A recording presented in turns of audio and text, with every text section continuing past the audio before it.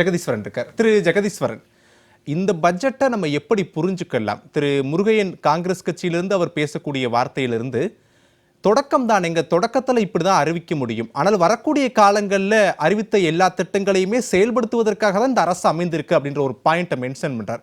அப்படிதான் புரிஞ்சுக்கணுமா? இது தொடக்க பட்ஜெட் தான், இதற்கு வரக்கூடிய காலங்களில் இன்னும் பட்ஜெட் சிறப்பாக இருக்கும் அப்படின்னு புரிஞ்சுக்கலாமா? இன்னைக்கு வந்து நான் பட்ஜெட்டை பார்த்துட்டு இருக்கும் போது எனக்கு ஒரு சந்தேகம் என்ன எழுந்துச்சுன்னா, வாசிக்கிற ஒரு எம்ஆர்கே பன்னீர்செல்வமா இல்ல வினோதா அப்படிங்கிற சந்தேகம் இருந்தது. ஏன்னா நான் இந்த வேளாண் பட்ஜெட் தனியா அறிவிக்கப்பட்ட காலத்துல வந்து தொடர்ச்சியா பார்த்துட்டு இருக்கேன். எந்த புதிய, அதாவது இவங்க ஏதாவது ஒரு மாற்றம் இருந்துச்சுன்னு கேட்டீங்கன்னா, கிட்டத்தட்ட திமுக எதெல்லாம் அறிவிச்சாங்களோ அதுதான் கிட்டத்தட்ட அப்படியே இருந்தது. பெரிய மாற்றம்லாம் ஒண்ணும் இல்லை. நீங்க கேட்கலாம், சரி எந்த இடத்துல மாற்றம் இருக்கலாம், எந்த இடத்துல மாற்றம் ஏற்படுத்தலாம்னு கேட்டீங்கன்னா, நான் வந்து டிவிகே மேனிஃபெஸ்டோ விவசாயிகள் அப்படிங்கிற டாபிக்ல ஒரு 4 விஷயமா சொல்லியிருக்காங்க. இந்த 4 விஷயங்கள் சொல்லியிருந்தாங்கன்னா இது வந்து டிவிக்கே கொஞ்சம் கான்ட்ரிபியூட் பண்ணிருக்காங்கன்னு சொல்லலாம். முதல்ல அவங்க என்ன பண்ணியிருந்தாங்கன்னா 4 விஷயங்கள்ல, ஒன்று 5 ஏக்கர் வரை உள்ள விவசாயிகளுக்கு கூட்டுறவு பயிர்க்கடன் முழுமையாக தள்ளுபடி செய்யப்படும். அது ஏற்கனவே என்ன குளறுபடி போயிட்டு இருக்கு அப்படிங்கிறது நமக்கு தெரியும். இரண்டாவது, விளைபொருட்களுக்கு சட்டப்பூர்வ ஆதரவு கூட கேட்டீங்க. நெல்லுக்கு 3500, கரும்புக்கு 4500 வழங்கப்படும் சொல்லி சொன்னாங்க. நேற்று கூட ஒரு ஞாபகம் இருக்கும், ஒரு கூட்டம் போடப்பட்டது. முதலமைச்சர் விஜய் தலைமையில் கூட்டம் நடக்கிறது. வினோத் எல்லாம் போயிருக்காரு. எல்லாரும் டிஸ்கஸ் பண்றாங்க. என்ன டிஸ்கஸ் பண்றாங்கன்னா, செய்திச்சாளர் எல்லாரும் நெல்லுக்கு எவ்வளவு கொடுக்கலாம், கரும்புக்கு எவ்வளவு கொடுக்கலாம், விஜய் ரொம்ப சீரியஸா டிஸ்கஸ் பண்ணிட்டு இருக்காரு. அதுக்கு 3500 400 அறிவிப்பு வந்தா கூட வந்துரும் போடுப்பா அப்படிங்கிற அளவுக்கு இந்த பில்டப்ல இருந்துச்சு. பட் அன்பார்ச்சுனேட்லி இது நடக்கல. மூன்றாவது, சாகுபடியாளர் உரிம அட்டை மூலம் குத்தகை விவசாயிகள் மற்றும் விவசாய தொழிலாளர் குடும்பங்களுக்கு ஆண்டுக்கு 10,000 நேரடி முதலீட்டு உதவி வழங்கப்படும். இது குறித்தும் விவசாயிகளுக்கு ஒரு எதிர்பார்ப்பு இருந்திருக்கும், அதுவும் நடக்கல. நான்காவது, விவசாயிகளின் வாழ்வாதாரத்தை பாதுகாக்க 100% பயிர் காப்பீடு உறுதி செய்யப்படும். நான் என்ன சொல்றேன்னா, ஒரு எலெக்ஷன் மணி சொல்லிருக்க 4 விஷயங்களும் செய்ய வேண்டிய அவசியம். நமக்கு 5 வருஷம் மேண்டேட் இருக்கு, 5 வருஷம் அவங்க ஆட்சி நடத்துனாங்கன்னா நிச்சயமாக அதெல்லாம் செய்யக்கூடிய வாய்ப்பு இருக்கு. ஆனா இந்த 4ல 1 மட்டும் தான் நாங்க லைட்டா செஞ்சிருக்கோம், அதனை குளறுபடிகள் தான் ஏற்படுத்தியிருக்கோம். மற்ற 3 பத்தி எங்களுக்கு பெரிய கவலை இல்லை அப்படிங்கிற ஒரு பார்வையை அவங்கள்ட்ட செலுத்திருக்கோம்.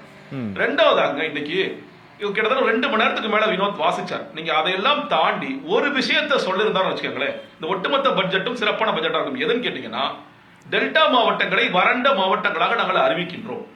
நீங்க இவ்வளவு அறிவிச்சிட்டீங்க, தண்ணியே இல்ல, தண்ணி இல்லாம இதெல்லாம் எங்க போய் பயிர் பண்றது? உண்மையே புரியல. தண்ணி வச்சுக்கிட்டு நீங்க வந்து இதெல்லாம் அறிவிச்சீங்கன்னா பரவாயில்லப்பா, இதுக்கு மானியம் கிடைக்க போது, இந்த ஆதரவு கொடுக்குறாங்க, அந்த ஆதரவு கொடுக்குறாங்க, ஆர்கானிக் பண்ணலாங்கிறாங்க, பனை பாதுகாப்பு கொடுக்குறாங்க, உளுந்து போடலாங்கிறாங்க, சிறுதானியத்துக்கு குருவ சாமை திணைக்கு தனியா, இது எல்லாமே திமுக ஏற்கனவே அறிவிச்சிருந்ததுதான். பட் அதெல்லாம் செய்தாங்க சொல்லலாம். தண்ணியே இல்லைங்க. தண்ணீர் இல்லாம இதெல்லாம் எதுல விவசாயம் பண்ண முடியும்? காத்துல விவசாயம் பண்ண முடியும்? அந்த டெக்னாலஜி இருக்கு, பட் அதெல்லாம் இன்னும் வரல நமக்கு. அப்ப நமக்கு என்ன செய்யணும்னா அதை முதல்ல செய்திருக்க வேண்டிய அவசியம் இருக்கிறது. டெல்டா வந்து நாங்கள் வறண்ட மாவட்டம் தான் அறிவிக்கிறோம். இன்னைக்கு தண்ணி வரல. நீங்க வந்து என்ன கேட்டீங்கன்னா, இப்போ முருகன் சார் கூட சொல்லும் போது சொல்றாரு, கடவுள் மனசு வச்சதான். இல்லங்க, தயவுசெய்து புரிஞ்சுக்கங்க, கோர்ட்டு தீர்ப்புங்கிறது நமக்கு தண்ணீர் மழை இல்லாத போது இது இம்ப்ளிமெண்ட் பண்ணணும்ங்கறதா. மழை இருக்கும் போது வடிகாலா கர்நாடகா பயன்படுத்திட்டே தான். வறட்சி காலங்கள்ன்றத சுப்ரீம் கோர்ட் தீர்ப்பே மென்ஷன் பண்ணிருக்கு. காவேரி, அதாவது மேட்டூர் வறண்டு போனது நம்ம நிறைய காட்சிகளை நம்ம தொடர்ச்சியா செய்திகளை பார்த்திருக்கோம். கபினி வறண்டு போனது, கிருஷ்ணராஜர் வறண்டு போனது, இதெல்லாம் நம்ம கேட்டிருக்கோமா? கேட்கவே மாட்டோம். ஏன்னா எப்பொழுதும் கர்நாடகா தண்ணீரை தேக்கி வச்சுட்டு தான் இருப்பாங்க. தேக்கி வச்சுட்டு தண்ணீரை கொடுக்க மாட்டாங்க. தேக்கி வச்ச தண்ணீரை கொடுங்கிறதுக்காக நம்ம வந்து ஆணையம் வச்சிருக்கோம். அந்த ஆணையம் சொல் பேச்சு நான் கேட்க மாட்டேங்கிறதா கர்நாடகோட ஸ்டாண்டு. அந்த மிச்சம் கொஞ்சம் வர்ற தண்ணியை மேகதாது வச்சு எப்படி காலி பண்ணலாங்கிறதா. அப்போ அது புரியாமல் மறுபடியும் கடவுள் கண்ண மனசு வைக்கணும், மழை மனசு வைக்கணும், சாமி கும்புறங்கிறதெல்லாம் கிடையாது. சாமி கும்பிட்டு நிறைய மழை இருப்பு இருக்கிறதோ அது தமிழகத்துக்குரிய பங்கை இந்த எந்த முதலமைச்சரா இருந்தாலும் வாங்கணும் தான் நான் கேட்கிறேன். இல்லைங்களா? இயற்கை கருணை காட்டாமல் யாராலும் ஒண்ணும் பண்ண முடியாது. அப்படி இருந்தாலும் கூட எவ்வளவு தண்ணி இருப்பு இருக்கிறதோ, கபடி அது தமிழகத்துக்கு ஒதுக்க வேண்டிய தண்ணீரை அவர் தமிழக முதலமைச்சர் வாங்கி கொடுக்க வேண்டும். அதுதான் நான் கேட்கிறது. ஜெகதீஸ்வரன் சொல்லுங்க. இல்ல ஒரே சிம்பிளான ஒரு வித்தியாசம் சொல்றேன். மேட்டூர் திறப்பதற்கு நாம் தேதி வச்சிருக்கிறோம், ஜூன் 12 எல்லா அமைச்சர் எல்லா ஆட்சியிலையும் வச்சிருக்கோம். ஆனா கர்நாடகால தண்ணீர் திறப்பு தேதி எல்லாம் கிடையாது. கபினி திறந்துட்டாங்க, கிருஷ்ணசாகர் திறந்து விட்டாங்க, இது திறந்து விட்டாங்க, அந்த டேம் திறந்து, இந்த டேம் திறக்கலாம் தண்ணிகள் எப்பயுமே தண்ணி இருந்துட்டு தான் இருக்கு. குடி தண்ணீருக்கு பயன்படுத்துறாங்க, விவசாயத்துக்கு பயன்படுத்துறாங்க, தொடர்ச்சியா போயிட்டு தான் இருக்கு. அது ஒன்று. இன்னொன்று, இன்னைக்கு இந்த சொன்ன அறிவிப்புகள்ல இந்த கரும்பு சாகுபடி பரப்பை அதிகரிக்க வேண்டும் சொல்லி சொல்றாங்க. இன்னைக்கு வந்து இந்தியா முழுக்கவே இன்னைக்கு வர்ற பழகுல ரிப்போர்ட்ஸ் என்ன சொல்லுதுன்னா, நிறைய வந்து டயபெட்டிக் பேஷன்ஸ், அதாவது சர்க்கரை நோய் இருக்கிறவர்கள் அதிகமாக கொண்டிருக்கிறார்கள். இதற்கு காரணமாக இருக்கக்கூடிய நீங்க கரும்பு, அதை குறைக்க வேண்டும் பக்கம் பேசுறாங்க. இன்னொன்னு, கரும்பு வந்து நிறைய தண்ணீர் எடுக்கும். நெல்லும் கரும்பும் அதிகமான தண்ணீர் எடுக்கும். அதற்கு மாற்று பயிர்களை குறித்து யோசிங்க. இப்ப நீங்க கூட சொன்னீங்க, மன்மோகன் சிங் ஆட்சி காலத்தில் நிறைய வந்து அரிசியை வந்து நம்ம எலியெல்லாம் சாப்பிட்டு இருந்த காலம்லாம் இருக்கு. இன்னுமே நம்ம அதில் நிறைய தண்ணீரை பெற்றுட்டோம். தண்ணீரை பெற்ற பிறகு மறுபடியும் நெல்லிலையும் கரும்புலையும் போடாதீங்கிறதா விவசாயம் சார்ந்து இருக்கக்கூடிய எக்ஸ்பர்ட்ஸ் எல்லாம் சொல்லி பேசுறாங்க. அப்ப அதற்கு மாற்றுப்பயர்கள் குறித்து யோசிக்கணும். இல்ல நம்ம போன பட்ஜெட்ல திமுக தான் சொல்லி சொன்னாங்க, அதனால நம்மளும் அதை சொல்லிடுவோம் அப்படின்னு ஒரு ஃபார்வர்ட் அதை ஃபாலோ பண்ணிட்டு இருக்காரு அர்த்தம் இல்ல நினைக்கிறேன். அந்த மாதிரி இது எல்லா அறிவிப்புகளும் திமுகவும் பண்ணாங்க. செகண்ட் கேட்டீங்கன்னா எவ்வளவு தூரம் இம்ப்ளிமெண்ட் பண்ணாங்க. பனை பாதுகாப்புங்கிறது சொன்னாங்க. பனை பாதுகாப்புக்கு திமுக வேலை பார்த்திருக்காங்களா இல்லையாங்கிறத கண்டுபிடிங்க. நீங்க உண்மையா செய்ய போறீங்களா செய்யலையா? பனை பாதுகாப்பு பனை வச்சு என்னென்ன விஷயங்கள் பண்ணலாங்கிறத அந்த அளவுக்கு தீவிரமா பேசினாங்க. ஆனா இல்ல ஜெகதீஸ்வரன், இல்ல நான் இரண்டாவது சுற்றுக்கு வரேன். ஓவராலா இந்த பட்ஜெட்டினுடைய சொல்லி என்னவா இருக்கு? நாங்க எதிர்காலத்தை வளமாக்க போறோம்ன்ற மாதிரி சொல்றாங்களா, இல்ல எப்படி புரிஞ்சுக்கலாம்? ஒரே ஒரு வார்த்தையில நான் இரண்டாவது சுற்றுல வரேன். இல்லங்க அதான் சொல்றேன் இல்லையா, திமுகவுடைய அந்த நீட்சியாக அதே இதற்கு திரும்ப நீ கட்காபி பேஸ்ட் தான் பண்ணிருக்காங்க. புதிய விஷயங்கள் ஒன்று, நான் அந்த பாயிண்ட் புதிய விஷயங்கள் கொடுத்திருக்கிற அத்தனை வாய்ப்பு இருந்தாலும் அதை தவக்க பயன்படுத்திக் கொள்ள வேண்டும். சரி, ஓகே, நான் அந்த பாயிண்ட்ல பேசலாம். ஜெகதீஸ்வரன், நிறைவா உங்ககிட்ட கேள்வி எழுப்புறேன். தமிழ்நாட்டில் இன்று தாக்கல் செய்திருக்கக்கூடிய இந்த வேளாண் பட்ஜெட் அப்படின்றது ஓரளவுக்காவது தமிழ்நாட்டினுடைய விவசாயிகளுடைய நலனை பூர்த்தி செய்யுமா, இல்லது இன்னும் உயர்த்தக்கூடுமா? எப்படி புரிஞ்சுக்கலாம்? ஒரு செபாஸ்டியன் சார் சொல்லும் பொழுது இரிகேஷன் ஸ்கீமுக்கு திமுக 1100 கோடி தான் ஸ்பெண்ட் பண்ணாங்க, தாவேக அரசாங்கம் 9000 கோடி ஸ்பெண்ட் பண்ணாங்க அப்படின்னு சொன்னாரு. ஆக்சுவலா அந்த திட்டத்துக்கு பேர் துளி துளி நீர் திட்டம். அந்த திட்டத்திற்கு 95,000 விவசாயிகள் பலனடைவர் அப்படின்னு போட்டுட்டு தாவேக இன்னைக்கு கொடுத்திருக்கிற தொகை ஒதுக்கீடு செய்தது 785 கோடி. போன வாட்டி திமுக பண்ணது 1198 கோடி, இவங்க பண்ணிருக்கிறது வெறும் 785 தான். ஒரு சைபர் அதிகமா சேர்த்து கூட அந்த திட்டம் பேர் கூட அதே தான், துளி துளி நீர் திட்டம் தான். அட்லீஸ்ட் அந்த திட்டம் பேர் கூட வெற்றி துளி நீர் அப்படி மாதிரி ஏதாவது வச்சிருக்கலாம். அப்படி வச்சிருந்தா கூட சரி, தாவேக திட்டம்ப்பா, வெற்றிங்கிற ஸ்டிக்கர் ஒட்டிருக்காங்கப்பா அப்படிங்கறத கூட நம்ம புரிஞ்சுக்கலாம்.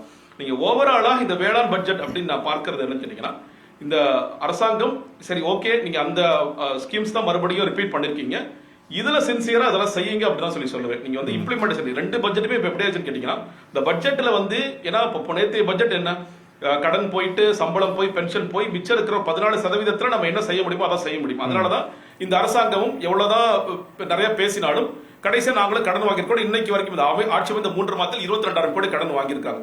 அப்ப அடுத்தபடியாக நீங்க அதை இம்ப்ளிமெண்ட் பண்ணணும். இம்ப்ளிமெண்ட் பண்ண நீங்க என்னதான் லீக்கேஜ் அடைக்கிறேன்னு சொல்லி சொன்னாலும் இந்த ஆட்சியும் கடன் வாங்கத்தான் செய்வார்கள். அது இந்த ஆட்சி 5 வருடம் நீடித்தால் அது 15 லட்சம் கோடியா இல்ல 20 லட்சம் கோடியா அப்படிங்கிறது போகும்போது தான் தெரியும். அப்படிதான் இருக்கு. இப்ப வேளாண் பட்ஜெட்டையும் அறிவித்த விஷயங்களை நீங்க சின்சியரா பண்ணுங்க. நீங்க போன வாட்டி பண்ணாங்களா பண்ணலங்கிற எனக்கு தெரியல, பட் தொடர்ச்சியா பண்ணுங்க. அது செய்வதன் மூலியமாகத்தான் உண்மையிலே மக்களுக்கு ஏதாவது அடையாள விஷயங்கள் செய்யலாம். நான் மகளிருக்கு அவார்டு கொடுத்தேன், இவங்களுக்கு அவார்டு கொடுத்தேன், அதெல்லாம் இல்லாமல் உண்மையிலேயே எனக்கு இந்த திட்டத்தின் மேல் பார்வை இருக்கிறது, அந்த பார்வையை நான் செலுத்தினேன் அப்படிங்கிறது முக்கியம். முதலில் செய்ய வேண்டியது, அதற்கெல்லாம் முன்னாடி டெல்டா மாவட்டங்களை வறண்ட மாவட்டங்களாக நீங்கள் அறிவிக்க வேண்டிய அவசியம் இருக்கின்றது. அதை செஞ்சுட்டு அதற்குண்டான என்ன பேக்கேஜோ அதை முதல்ல செய்யுங்க. அப்பதான் விவசாயிகள் மகிழ்ச்சி அடைவார்கள். அப்பதான் விவசாயிகள் மகிழ்ச்சி கூட இல்ல வாழவே முடியும். அதுக்கு பிறகுதான் விஜய் அவர்கள் சொல்ல இருக்கிற மற்ற விஷயங்கள் குறித்தெல்லாம் அவர்கள் யோசிப்பார்கள். இதை முதல்ல செஞ்சு முடிங்க. இல்ல ஜெகதீஸ்வரன், இன்னொரு பார்வையை நம்ம பார்க்க வேண்டியது அவசியம் இருக்கு. ஏற்கனவே தாவேகா வாக்குறுதியில் கொடுக்கப்பட்ட விவசாயிகள் சார்ந்த திட்டங்கள் நிறைவேற்றப்படாது, நிதி சார்ந்து மட்டும்தான் எடுத்துக்கணுமா, இல்ல இப்போதைக்கு செயல்படுத்த வேண்டாம் அப்படின்ற ஒரு எண்ணம் கூட இருக்கலாமா? எப்படி அதை புரிஞ்சுக்கலாம்? அந்த புரிதலுக்காக கேட்கிறேன்.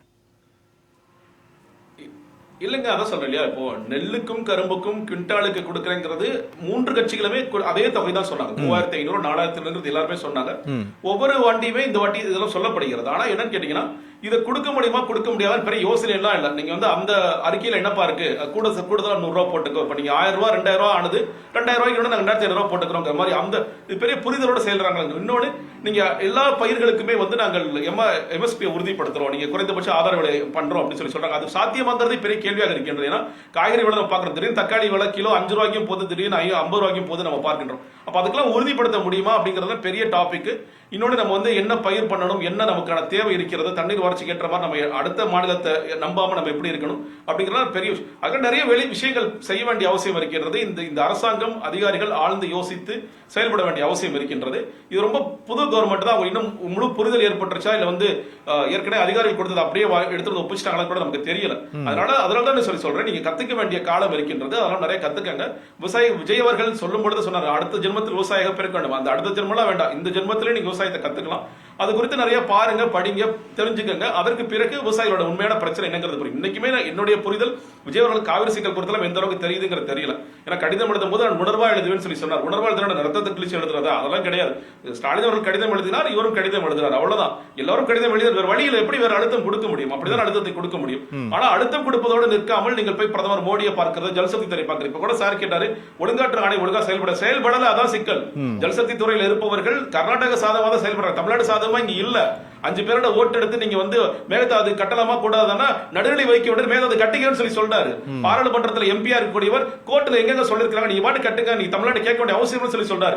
அப்ப வந்து மத்திய அரசாங்கம் நமக்கு விரோதமாகத்தான் இருக்கிறார்கள். அப்ப அதற்கு எதிர்த்து நாம் சில நேரங்களில் சண்டை செய்யணும்னா சண்டை செஞ்சுதான் ஆகணும். அதை விஜய் அவர்கள் புரிந்து கொள்ள வேண்டும். இல்ல பாஜகங்கிற பேர் சொன்னா எனக்கு பயமா இருக்கும்னு நினைச்சிட்டே இருந்தாருன்னா நம்ம உரிமைகளை இழந்து கொண்டே தான் இருப்போம். சரி, நிறைவாயிடுது.